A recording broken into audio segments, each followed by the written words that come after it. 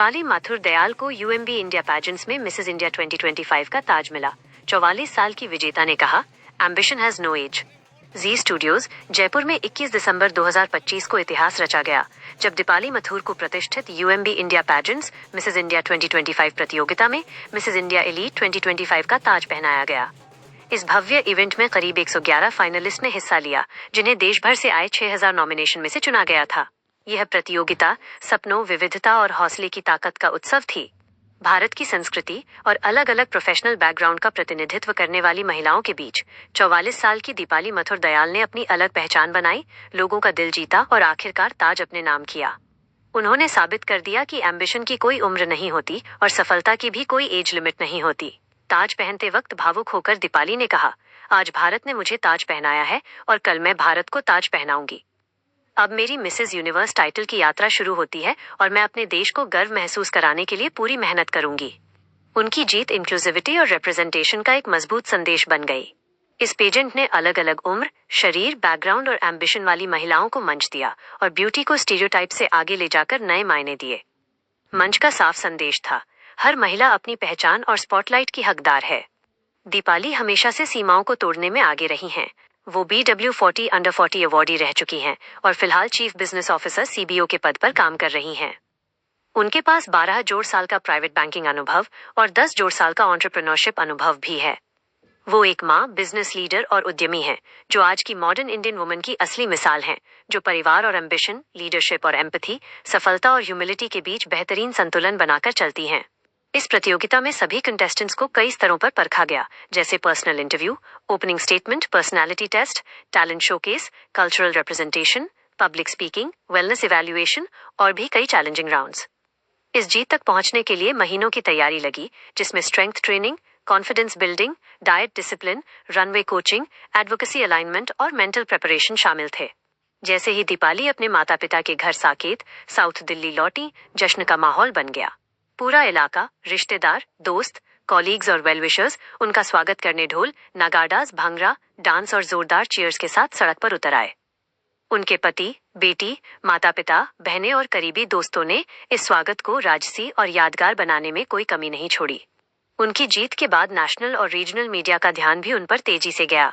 बड़ी संख्या में मीडिया रिपोर्टर्स सेलिब्रेशन को कवर करने पहुंचे। लोग भी उत्साहित होकर नई मिसेज इंडिया एलीट 2025 की एक झलक पाने के लिए सड़कों पर नजर आए। यह इस सीजन का सबसे बड़ा पैजेंट होमकमिंग बन गया। मीडिया से बात करते हुए दीपाली ने कहा, यह एक ऐसी यात्रा थी जिसमें मैं असली बनी रही और मेहनत करती रही। हर मुश्किल ने मुझे आने वाले बड़े यूनिवर्स के लिए तैयार किया है। दीपाली की इस जीत ने पूरे देश में प्राइड की नई लहर पैदा कर दी है और इंडिया को ग्लोबल पेजेंट्री में फिर से सबसे आगे खड़ा कर दिया है। ये कहानी लाखों लोगों को प्रेरणा देती है कि सपने उम्र देखकर छोटे नहीं होते, बस उन्हें पूरा करने का साहस होना चाहिए। क्या आप चाहते हैं कि मैं शानदार मैम, सबसे पहले तो कांग्रेचुलेशन आपको। Thank you so much. Bharat की जो एक खिताब आप लाई हैं, बहुत सालों बाद एक खिताब हमारे 2025 में आया है, ये मिसेज इंडिया का। कैसा लगता है और क्या क्या चुनौतियां रही आपकी इस खिताब के लिए? Thank you so much. पहले तो मैं आप सबका बहुत बहुत शुक्रिया अदा करना चाहूंगी, आप लोग सब आए समय निकालकर। आपने बिल्कुल ठीक कहा, 2025 में मिसेज यूनिवर्स का खिताब हमारे देश को मिला। इनफैक्ट उसी से इंस्पायर होकर मैंने भी यहाँ पार्टिसिपेट किया। तो अभी यहाँ से जीत के अगला जो लेवल है वो मिसेज यूनिवर्स ही है, तो उसके लिए आपकी सपोर्ट चाहिए रहेगी। आई होप हम दोबारा वो क्राउन जरूर घर वापस लाए। अब कितने दिन का कंपटीशन चला और कितने देश के लोग, कितने देश की महिलाएं वहां पर आई हुई थी? क्या क्या कंपटीशन में एक बहुत अचीवमेंट होता है इस दौर का? Thank you so much. ये कंपटीशन पूरे एक हफ्ते का था, 7 दिन हम लोग एक जगह सब रहे। 6000 एप्लीकेशंस पूरे भारत से उनके पास आई थी, जिसमें से उन्होंने फाइनली 111 कंटेस्टेंट्स जो फाइनलिस्ट थी उनको बुलाया और उनको उनके बीच में ये कंपटीशन हुआ। बहुत सारे प्रिलिमिनरी राउंड्स होते हैं जिसमें आपसे वो 1-on-1 इंटरव्यू लेते हैं। आपको इंडियन आउटफिट में इंडियन वॉक होता है, एक अपने पर्सनल स्टेटमेंट देना होता है 30 सेकंड में स्टेज पे जाके। इस तरह के बहुत सारे राउंड्स के अलावा खूब सारी प्रैक्टिसेस होती हैं, रिहर्सल्स होती हैं, और वो हर समय जजेस आपके आसपास होते हैं और मार्क कर रहे होते हैं। और जो फिनाले था हमारा वो जी स्टूडियो में हुआ जयपुर में, जहाँ पर ये सारी 111 कंटेस्टेंट्स स्टेज पर आई और हमारा एक Q&A हुआ जो फाइनलिस्ट 5 थी उनका, और बस फिर Q&A में क्या ऐसा क्वेश्चन था जो आपने लोगों को दिल को छुआ और वो आपको आज हाँ, तो उन्होंने मुझसे पूछा अगर ये आज रात को आपको क्राउन मिल जाता है तो आप इस इन्फ्लुएंस का क्या करेंगे। तो जो उस समय मेरे मन में आया, आई थिंक वो बिल्कुल जैसा मैं सोचती हूँ, मुझे कुछ प्रिटेंड नहीं करना पड़ा। मैंने उसका जवाब कुछ ऐसे दिया कि 2 चीजें हैं जो मैं ये प्लेटफॉर्म और ये विजिबिलिटी और ये इन्फ्लुएंस के जरिए मैं और इसको बढ़ावा देना चाहूंगी। पहला कि मुझे लगता है कि फाइनेंशियल इंडिपेंडेंस औरतों के लिए लाइफ चेंजिंग होता है। तो ये बहुत बड़ा प्लेटफॉर्म है, इसको मैं इस थॉट को, इस विचार को जिसे मैंने भी अपनी जिंदगी में अपनाया है, पूरी तरह से एम्पलीफाई करूंगी, आगे बढ़ाऊंगी। आई होप ज्यादा से ज्यादा औरतें, बच्चे, गर्ल्स, यंग गर्ल्स इस बात से इन्फ्लुएंस हों और अपने पैरों पर खड़े हों। दूसरी चीज जो बहुत ही फिर से it's very close to my heart, मुझे ऐसा लगता है कि अक्रॉस द वर्ल्ड सोसाइटीज कुछ ऐसा हमें सोचने को मजबूर कर देती हैं कि जो विमेन है ना, वो जैसे एज करती हैं उनकी वैल्यू कम होने लगती है। बट ऐसा नहीं है। मैं अपने 40s में हूँ, मेरी जो यहाँ फ्रेंड्स हैं, मेरे से बड़ी लेडीज हैं, मुझे लगता है हम सबसे ज्यादा वैल्यूबल अभी होना शुरू होते हैं। हमारे पास विजडम है, एक्सपीरियंस है, और मैं इस चीज को बहुत बखूबी से रिप्रेजेंट करना चाहती हूँ, ना केवल हमारे देश में बट पूरी दुनिया के आगे, कि एज के साथ हमारी वैल्यू बढ़ती है। हम ज्यादा अच्छे घर में, अपने ऑफिसेज में, अपनी कम्युनिटीज में कंट्रीब्यूट करते हैं, तो हमारी वैल्यू कम नहीं हो रही है, बढ़ रही है। पर घर का कैसा माहौल रहा और घर का कितना सपोर्ट आपको मिला, क्योंकि मिस इंडिया जाना और कई महीनों आपको घर से बाहर रहना, भी बच्चों से दूर रहना, फैमिली से दूर रहना, कैसा माहौल बनता है? मेरी बहुत ही सपोर्टिव फैमिली है। मेरी एक बेटी है 16 साल की, और मेरे हस्बैंड हैं जो बैंगलोर और दिल्ली में फ्रीक्वेंट करते हैं। मेरे मम्मी पापा यहाँ रहते हैं। मेरे ख्याल से मैं हर कुछ सालों में कुछ एक अजीब सा सपना देखने लगती हूँ, और वो कभी किसी सपने को क्वेश्चन नहीं करते हैं, वो सिर्फ ये कहते हैं करो, हम है। तो आई थिंक इससे बड़ा सपोर्ट और क्या हो सकता है। सबसे कठिन मुश्किल फेज कौन सा रहा आपके लिए, चैलेंजिंग?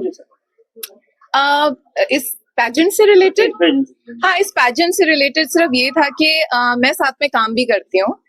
मेरे बच्चे के मैं ये मजाक करती हूँ, हम एक एज के बाद उनके पर्सनल असिस्टेंट होते हैं। कहीं ट्यूशन है, कभी पिक है, कहीं ड्रॉप है, तो बहुत सारी क्लासेस होती हैं इन लोगों की। ये पैजेंट से पहले तैयारी कराते हैं, तो मैं कई बार वो नहीं कर पाती थी, या उस तरह की शायद नई तैयारी मुझे लगता है कि कर पा रही थी जैसे बाकी सब कर पा रहे थे।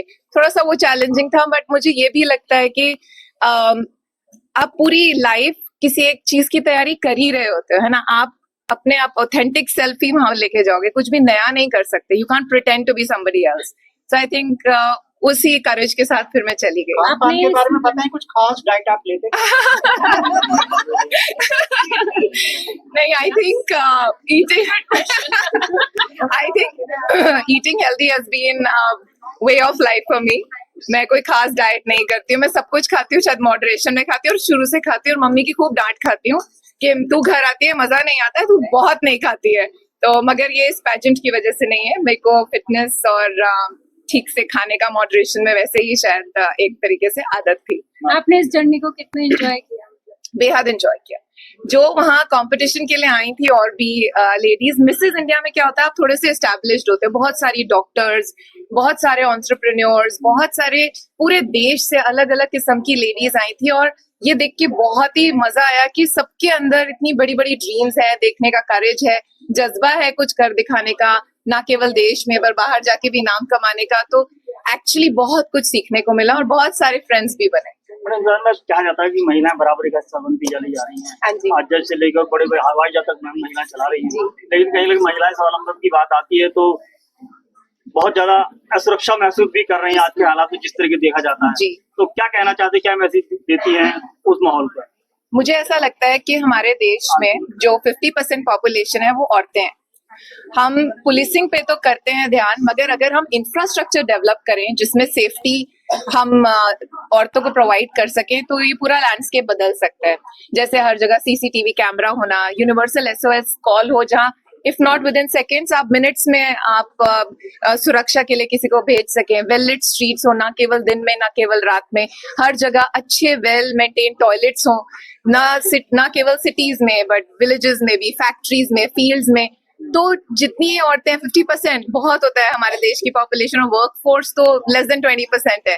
तो इन सबको कितना कॉन्फिडेंस आएगा, इनके परिवार वालों को कितना कॉन्फिडेंस आएगा कि जब ये बाहर जा रही हैं, इनकी सुरक्षा की हमको उतनी चिंता करने की जरूरत नहीं है। ऑफ कोर्स अगर जल्दी जल्दी हमारे देश में सबको जो विक्टिम्स हैं उनको जस्टिस मिले तो और भी बढ़िया है, मगर मुझे लगता है इंफ्रास्ट्रक्चर डेवलपमेंट बहुत जरूरी है। मिस यूनिवर्स की तैयारी कैसे एट लास्ट? बस अब शुरू होगी मिसेस यूनिवर्स की तैयारी। उससे पहले अभी फरवरी में मुझे देश को रिप्रेजेंट करने का मौका मिलेगा, मिलान, लंदन, पेरिस फैशन वीक में, फिर कान रेड कार्पेट, और फिर मिसेस यूनिवर्स है साउथ अफ्रीका में, बोत्सवाना में।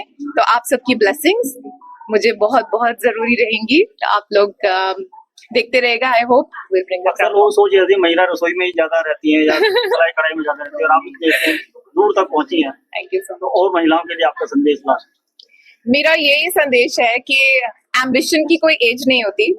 आज हम सबसे यंग हैं, इससे यंग हम दोबारा कल नहीं होंगे। तो जो भी ड्रीम्स हैं वो पूरे कर लेने चाहिए। एंड एम्बिशन ये नहीं देखता कि आपकी उम्र क्या है। Thank you. Thank you.